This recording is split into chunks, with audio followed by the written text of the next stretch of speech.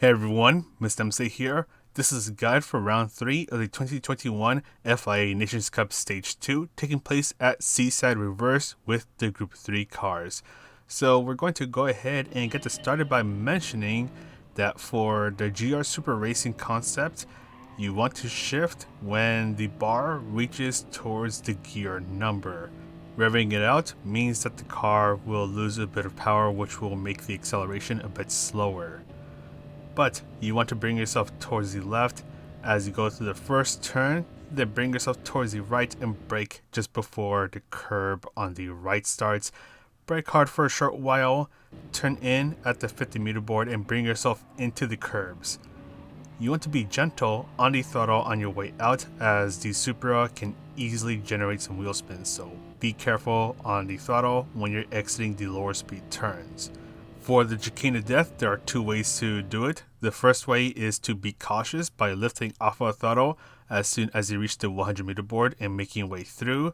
The second way is to absolutely send it, which is what I'm going to do.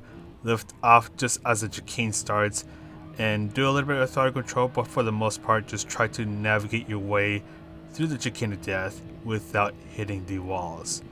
Now, this is a turn that I'm going to highly suggest you want to focus down on, as this turn is really difficult to nail down. Brake hard just after you pass the 100-meter board and go alongside the curves on the right without actually getting on them. Slowly ease off of the brakes as the curb on the right ends, and when it ends, that is when you turn in.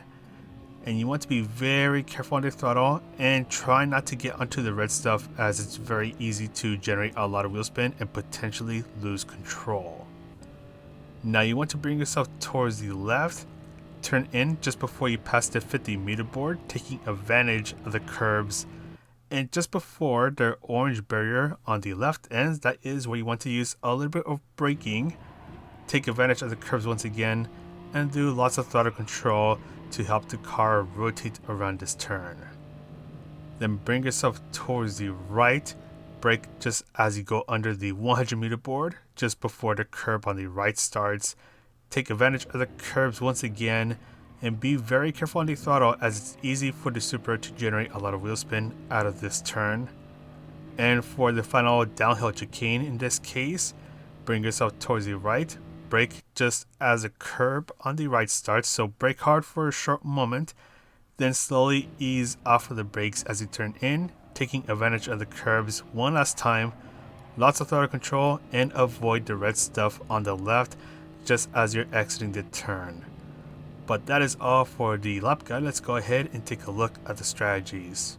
And as the strategies are about to start, I do want to apologize for the inconvenience that this part's going to cause, because I am not going to do the qualifying section of the guide for now, because my internet has been dying on me a lot, to the point where I can't even race online. So it's really frustrating. So I have to try to find a way to, I guess, remake the qualifying section of the guide. But for now, let's go on over to the race section of the guide. So I'm doing all of the testing on custom race. We are doing 20 laps at Dragon Trail Seaside in reverse with the Group 3 cars. Fuel is a ×2, so fuel is not an issue for a lot of cars, but for some that are really poor on fuel, you will need to do a bit of short shifting to not have to refuel. But the main thing here is that tire wear is an issue, because the tire wear is a ×7. We have both the racing medium and hard tires provided for this race, and both tires are required, so you do need to use both the racing medium and hard tires so you don't get a 1-minute penalty after the race ends. So depending on the car that you're in, your racing medium tires will last anywhere from 8 to 10 laps. So your pit window, assuming that you're starting on the racing medium tires, is going to be at around laps 8 to 10.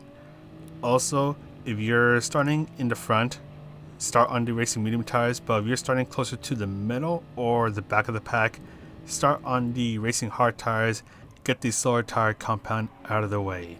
So because both the racing medium and hard tires are required for this race is at least a one-stop race. So let's take a quick look at the one-stop. So we're going to be testing this with the GR Supra Racing concept. And as we go through this stint, I do want to note that the slipstream is going to be crucial for both qualifying and the race, since Dragon Trail Seaside has a lot of high-speed sections. So you want to be within 3/4 of a second behind someone to engage with their slipstream. It'll also help you set up for teamwork, so doing a little bit of bump drafting if possible, or even setting yourself up for overtakes to happen. But anyways, looking at the Supra during lap 6, there is a notable amount of tire wear, and I do have to brake balance at -1 or 1 to the front, because for the Supra, the rear tires wear out a bit faster than the front tires. And in terms of the Supra is actually not that good when it comes to tire wear, so if you are thinking about using the Supra, you do want to be aware that this car is not that great when it comes to tire wear. So tire wear can kick in as early as lap 4, lap 5 if you're able to take good care of the tires.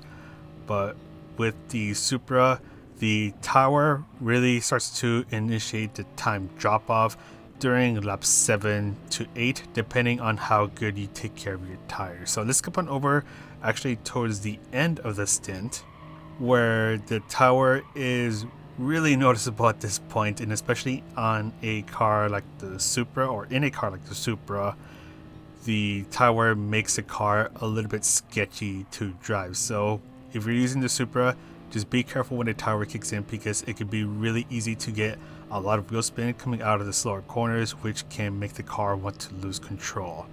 So you can see laps 7 and 8 actually I was losing about a second, but I wanted to try to keep the tires good until the end of lap 9, and that is the point where I'm going to switch on over to the racing hard tires. So let's go ahead, bring ourselves to the left, and go on over to the pit stop to change tires. So fuel, not an issue in the Supra as long as you're shifting where you need to shift, which is where the gear number is. Car shows up about 10 seconds in. We switch on over from the racing medium to the hard tires, and we gain control of the car almost immediately. So don't get caught by surprise. Get ready to control the car as your car leaves the pit box. And assuming that you only go in for a tire change, your pit loss is going to be a little under 15 seconds. So the pit loss, it feels a bit short, which is going to make it a bit interesting to see if a 2-stop is actually possible. So we'll go over to that in a bit. Let me just show this turn. Just try to be a little careful when you're starting a new stint, because you have cold tires, so you're not going to have all the grip that you need. So give yourself a battle lap whenever you're starting a race or whenever you're starting a new stint to let the tires warm up. And before I forget, I do want to mention that in the lap guide, I mentioned that you can lift full throttle as soon as you reach the 100 meter board for the chicane of death. I do that in my testing runs because I want to make sure that I have full control of the car and get the car turning to make sure I don't hit the chicane of death, because if you hit the chicane of death, your run is pretty much over, especially if you're using a front engine car. Then you're pretty much going to get engine damage, and that is definitely not a thing that you want to have. And skipping over towards the very end of the one-stop race, tire wear, it's noticeable on the racing hard tires, but if you drive smoothly, then the tires will last a bit longer, just enough to where the car doesn't start to get really sketchy on the worn racing hard tires. But anyways, we have a lot of extra fuel left, 14% of fuel left, so fuel not an issue in the Supra. And at the end of this race, I got a 33 minutes and 22 seconds, so this is a bit of a long race. And during my medium stint, I was getting 138s and 139s, and on my hard stint, all my lap times were in the 139s. So in the one stop, I went 9 laps on the medium tires, which left the other 11 laps to the racing hard tires. In this one, we're going to do 9 laps on the racing medium tires. Then for the second stint, we'll do 10 laps on the racing medium tires because the car will be lighter. It'll have less fuel, which means the tire wear will be a bit more gentle, which will leave only 1 lap of the racing hard tires. So let's go ahead and skip on over to the first pit stop. And as we end our first stint, we were getting 138s at the start of the race, and eventually with the tire wear creeping in, we were getting 139. So we're going into the pit stop, and instead of switching on over to the racing hard tires, we're going to switch on over to another set of the racing medium tires. So this time, with the car being a bit lighter because it used up a bit of fuel, we'll be doing 10 laps on the racing medium tires. So let's actually just skip on over to the end of the second stint. And you can see on the lap times on the right that when we started our racing medium stint, our second one that is, with the car being a bit lighter, we were able to get low 138s, so I do anticipate 137s happening for those in the higher splits. And as the tire slowly wore out, it wore out a bit slower because the car was once again a bit lighter since it already used a bit of fuel. So in this run, we were able to do 10 laps on the racing medium stint before it was time to switch on over to the racing hard tires to fulfill the final tire requirement. And this time, switching over to the racing hard tires, and we're only doing the final lap with them. So we went 9 medium, 10 medium, 1 hard.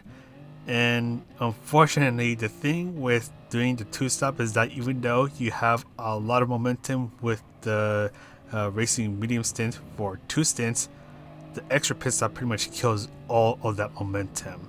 And it's honestly a huge shame because in this run, the 2-stop, I ended up getting a 33 minutes and 28 seconds, but I think I made a mistake somewhere or had to deal with the AI car. So in reality, it should have been at 33 minutes and 27 seconds. So the time difference between the 1-stop and the 2-stop is around 5 seconds, but I still think it's going to be way too risky to the point where it's not really viable to do a 2-stop. And that pretty much summarizes the whole gist of the strategies. The 1-stop is going to be the way to go. 2-stop, way too risky to the point where it's not really going to be that viable. So now that we got the strategies out of the way, let's go ahead and take a look at a couple of cars. So I tested a few cars out: the Toyota Supra, Nissan GT-R, Corvette Group 3, and the Volkswagen Beetle. So let's go ahead and start talking about the Supra, and I'll make it quick since I've shown this car quite a bit. So Supra and Seaside, they're pretty much a match made in heaven. The Supra is really good when it comes to high-speed cornering, and it has really good top-end speed to the point where at a track like Dragon Trail Seaside, it's going to be one of the best cars to use for this track and for this race. However, the thing that you have to be aware of with the Supra is that, one, you have to shift when the bar reaches the gear number, because if you rev it out too much, then you're going to lose power. The other thing is that the Supra is not good when it comes to tire wear, so you do have to drive a bit more smoothly to try to make those tires last as long as possible. And when the tires start to wear out, then the Supra starts to become a bit too sketchy to drive. And that's the other thing, the Supra is also a pretty difficult car to drive. It can easily generate a lot of wheel spins, so you want to be careful, especially coming out of low speed corners, to make sure that you don't generate too much wheel spin and shred the rear tires. And this car is pretty much going to set the bar in terms of the time to beat, in terms of the total time and the fastest lap time. So as I mentioned earlier while I was testing out the 1-stop, this car, the Toyota Supra, doing a 1-stop, got a 33 minutes and 22 seconds with the best lap time of a 138.336. Next up is the Nissan GT-R GT3. Alright, so with the Nissan GT-R GT3, I ended up getting a 33 minutes and 25 seconds, so it's not too far off from the Supra's 33 minutes and 22 seconds, but with the Nissan GT-R GT3, this car is even more difficult to drive. It is incredibly easy to generate a lot of wheel spin, especially out of the lower speed corners. You need the brake balance at +5 or all the way to the rear of the car to get this brick of a car to turn. And when the tires start to wear out, this car becomes scary to drive, which is a little funny to say because the GTR is actually good when it comes to the tire to where you can actually do up to 10 laps on the racing medium tires. And the GTR, it's pretty much a more difficult version of the GR Super Racing concept. This car does have the speed, it can handle high-speed corners pretty well, but when you have to slow down for a corner, that's where it kind of just forgets how to turn.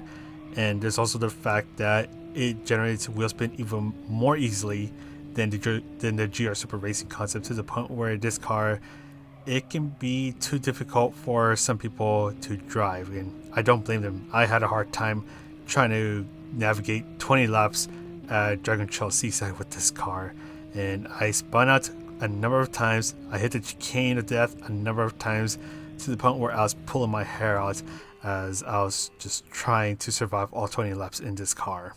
However, the weird thing about the GTR was that it felt a bit hard for me to try to get the most potential out of this car. So my best lap time was a 138.7, which is a couple tenths of a second per lap off of the Supra's 138.3. So this car, it doesn't do as great at the start of the stint, but the main part is that the GTR, it does better when it comes to tire wear. So as the stint goes on, that's where the car becomes a bit better. But this car is still really scary to drive, to the point where I'm going to say I would suggest not using the GTR unless if you absolutely 225% know how to drive this car, because for someone like me, I definitely do not want to drive this death trap.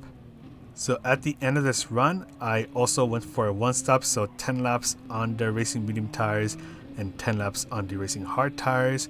And in the racing medium stint, I ended up getting high 138s to mid 139s. And in my racing hard run, I ended up getting 139. So the GTR, it's going to be a very difficult car to drive for many people, but there are a couple of people who really know how to drive this car that could potentially make something work with this car. Next up is the Chevrolet Corvette Group 3. And just like the Supra, you want to shift when the bar reaches the gear number, because if you rev it out too much, then the Corvette will lose power and you're not going to be going that much faster. But anyways, so the main reason why I tested the Corvette was because this is pretty much an easier car to drive. So for those that don't want to deal with the craziness of the GR Super Racing concept or the Nissan GTR, the Corvette is one of the easier cars to drive, and it's a pretty decent power car overall. And at Dragon Trail Seaside in reverse, is it one of the best cars? I mean, it's alright. I don't think it'll be as good as the Supra, but the Corvette should still be competitive.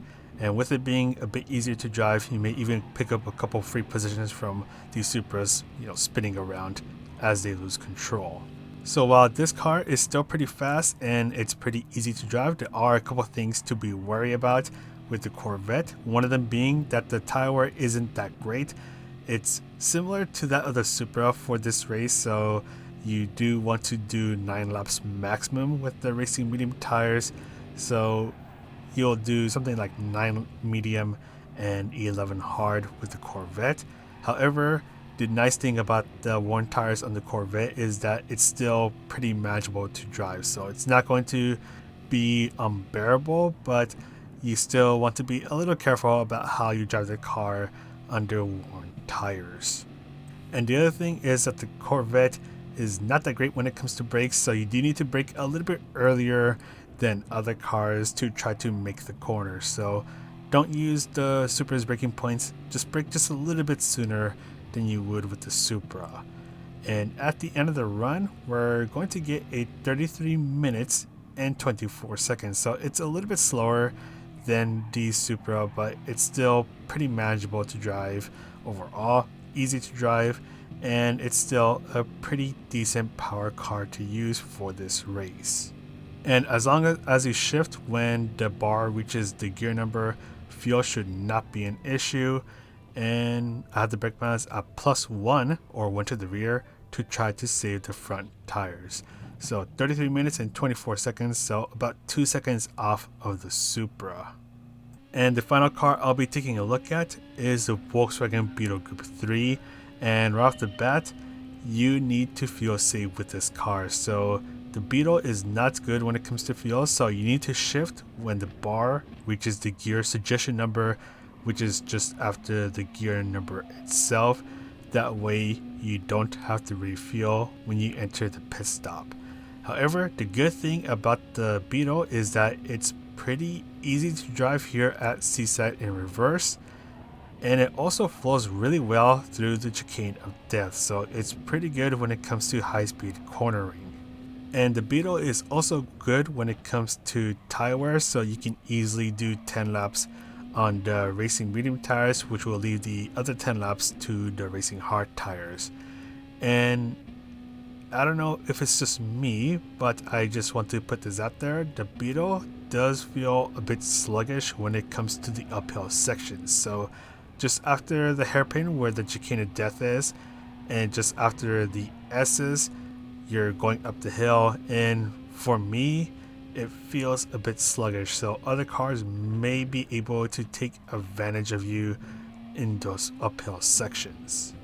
And we'll quickly skip on over towards the end of lap 10. So it is time to switch tires because I'm starting to lose quite a bit of time. So let's go ahead and switch on over to the racing hard tires, and we're going to see that I need to refuel just a tiny bit. So I am just shy of the little diamond, and that little diamond shows how much fuel you need to be able to finish the race. So I need to do just a tad bit more short shifting, and I should be fine when it comes to fuel.